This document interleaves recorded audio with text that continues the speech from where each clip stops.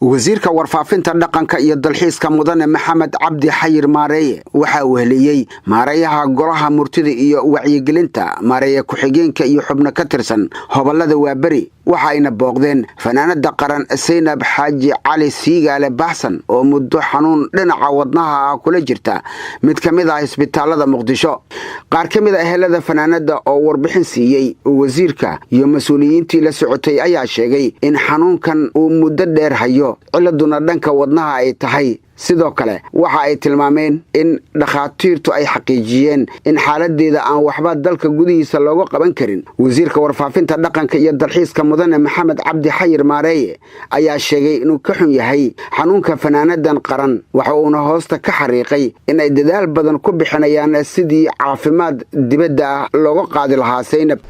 maanta aniga iyo maareeyaha tiyaatarka iyo agaasimaha guud maareeya ku-xigeenka iyo agaasimayaal wasaaradda warfaafinta dhaqanka iyo dalxiiska waxaanu soo booqanay Marwo Baxsan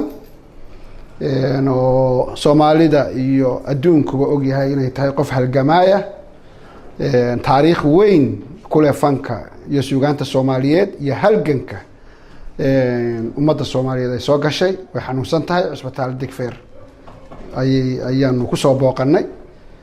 kolley talooyinka dhakhtarku uu nasiiyay oo ay ku jirto in dhakhtar dibadda loo qaado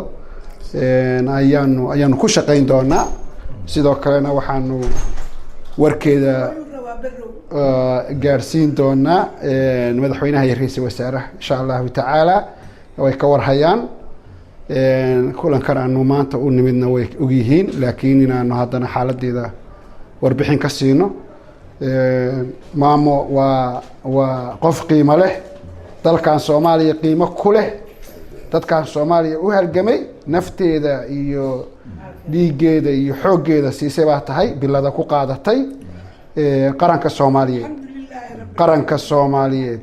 waa ku daryeela ilaa minidka u dambeeya insha Allahu tacaala ilaa last minidka